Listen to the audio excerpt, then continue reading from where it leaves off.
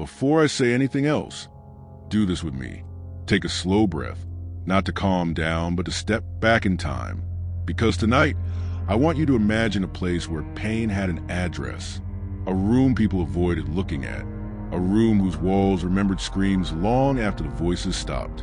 It was 1885, in the Brazilian province of Espírito Santo. Slavery was nearing its end on paper, but not in practice, not in the way bodies were treated, not in the way punishment was ritualized. Freedom was being debated in Parliament, but violence was still being forced in back rooms.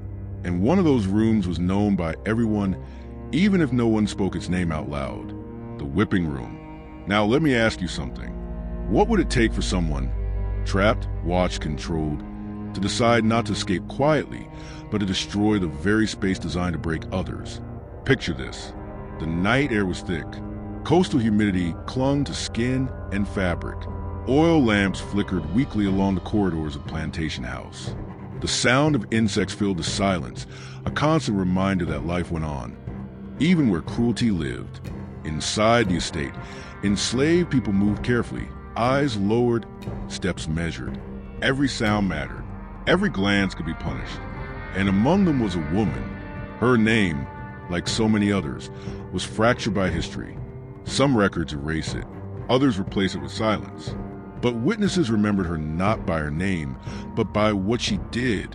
They remembered the white dress. She was not young, she was not reckless, and she was not impulsive.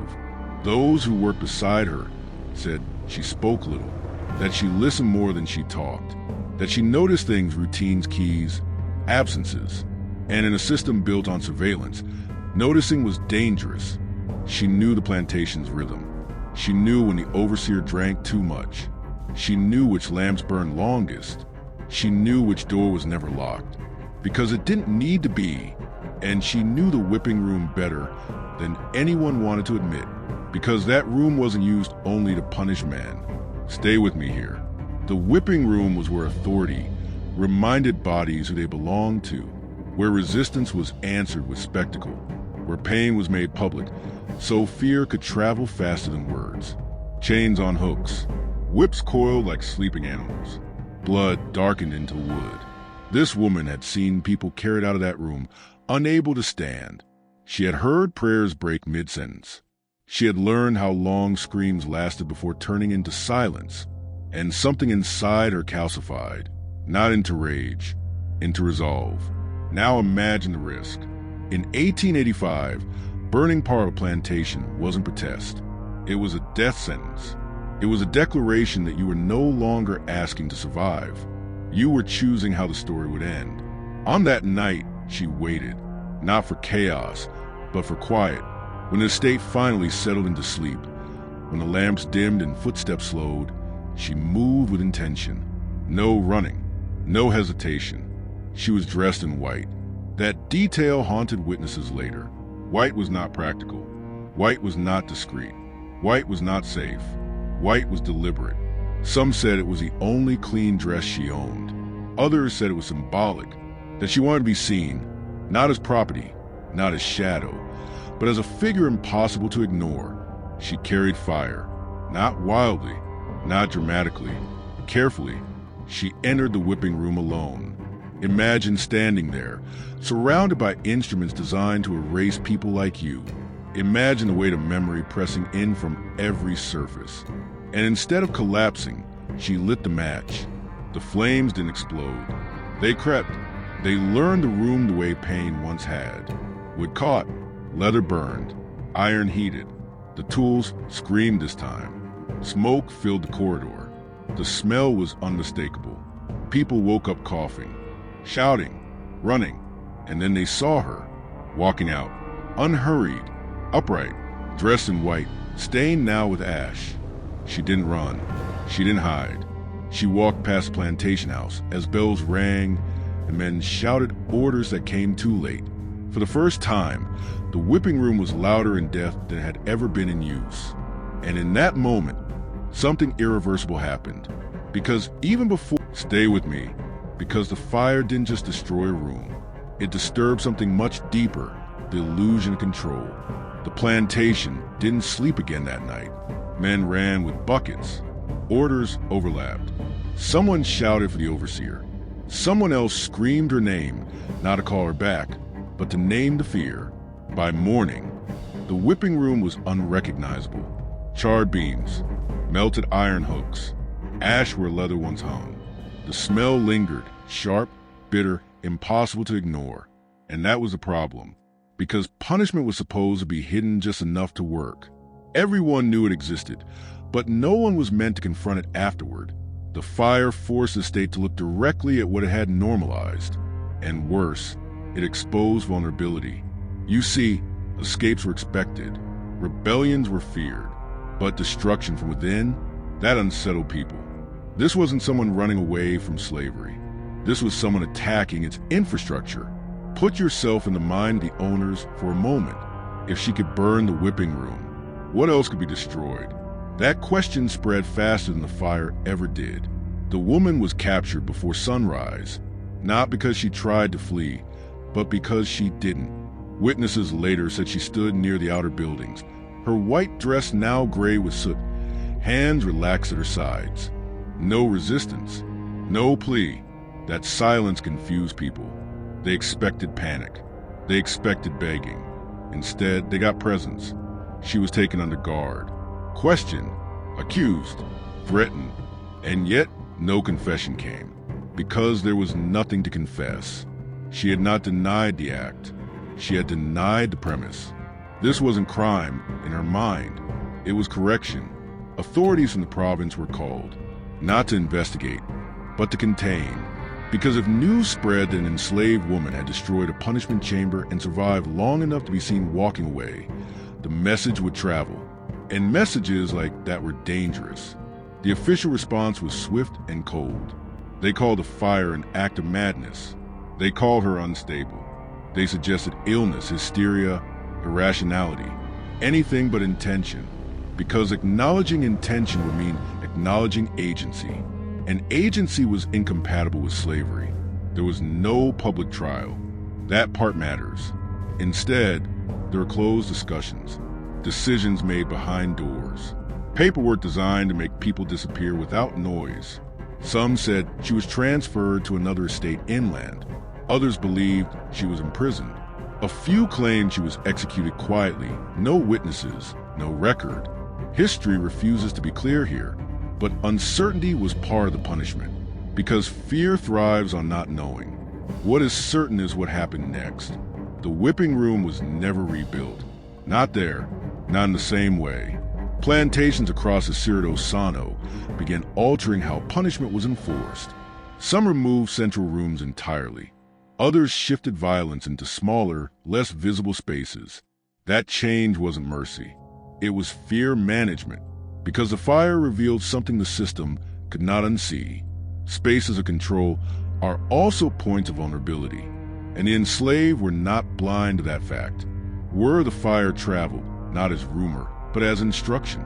Quietly, carefully, they didn't say her name. They said what she did.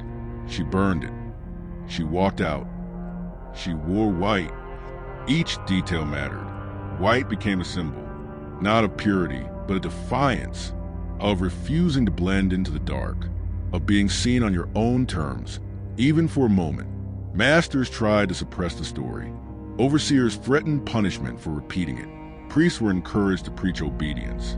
But stories don't need permission. They need resonance. And this one resonated because it wasn't about escape.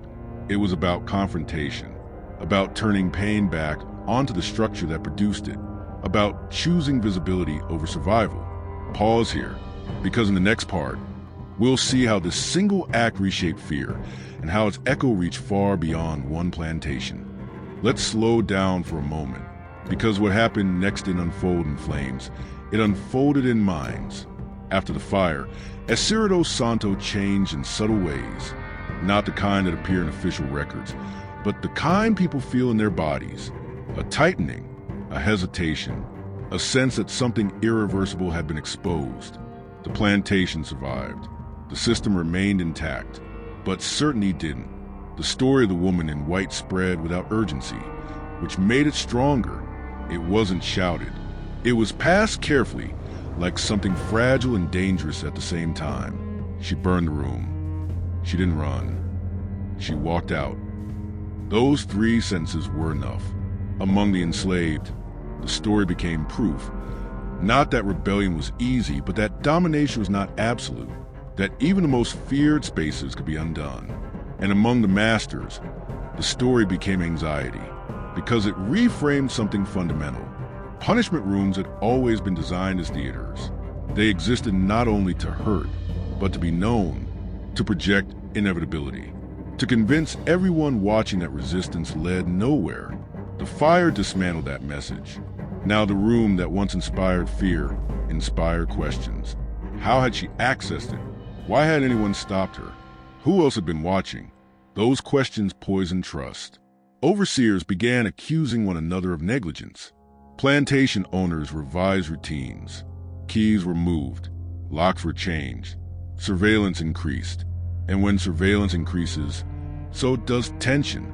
Enslaved people noticed a shift immediately.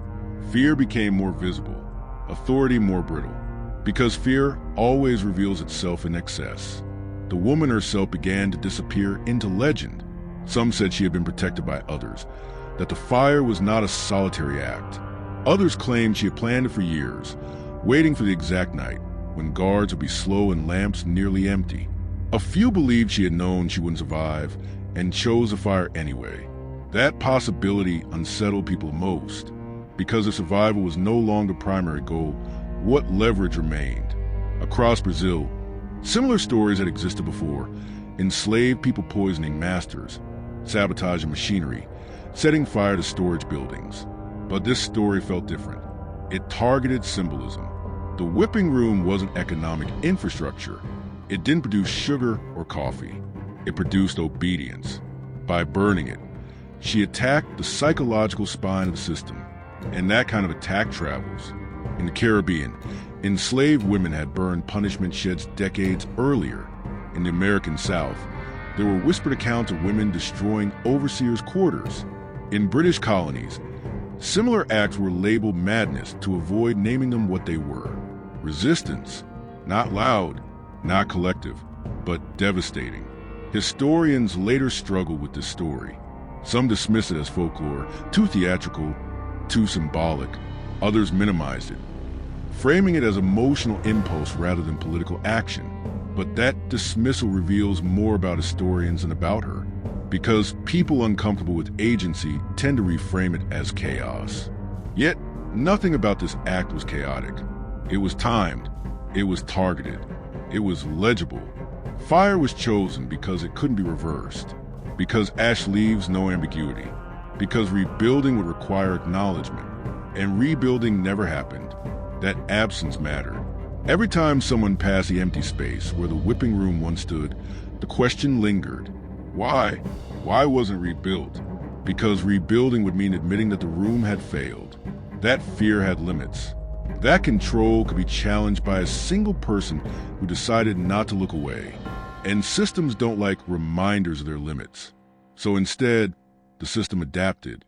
Violence became more dispersed, less centralized, less visible, which, ironically, confirmed her impact, because only effective resistance forces power to change form. Take a moment here. Imagine living in a world where even silence could be read as defiance, where memory itself became dangerous. That's the world she altered, not with escape, not with slogans, but with one irreversible act that said, this space ends here, and once a boundary is redrawn, everything beyond it feels uncertain. In the final part of this story, we'll step back, not to romanticize what happened, but to understand why it still matters. Why a woman dressed in white, walking away from fire, continues to unsettle history. Before we finish, I want you to sit with this for a moment. Not the fire, not the flames, but what followed. History doesn't tell us exactly what happened to the woman who burned the whipping room, and that uncertainty is not accidental. Some accounts say she was sent inland, sold quietly to erase the memory. Others suggest imprisonment. A few darker whispers speak of an execution carried out without witnesses, without records, without a name. What matters is not which version is true. What matters is that none of them were allowed to be public, because public endings create martyrs, and martyrs create continuity. So the system chose ambiguity, and ambiguity in a violent society is a form of control, but even control has limits. The room never returned. No matter how carefully the plantation tried to restore order, something essential had been removed. The space where authority once performed itself was gone, and with it, a certainty disappeared. From that moment on, punishment had to hide more than it ever had before. Violence became quieter, less theatrical, more shamed. That alone tells you everything, because power that feels secure doesn't conceal itself.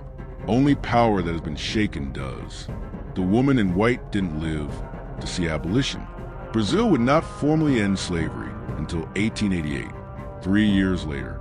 Too late for millions, but her act lived inside that delay. It lived in the nervousness of overseers, in the tightening laws, in the silence that followed any mention of fire. She forced the system to acknowledge something it had spent centuries denying. That domination was never total. That obedience could be performed. That submission could hide intention. And perhaps the most dangerous truth of all, that resistance doesn't always look like escape. Sometimes it looks like standing still long enough to decide where to strike.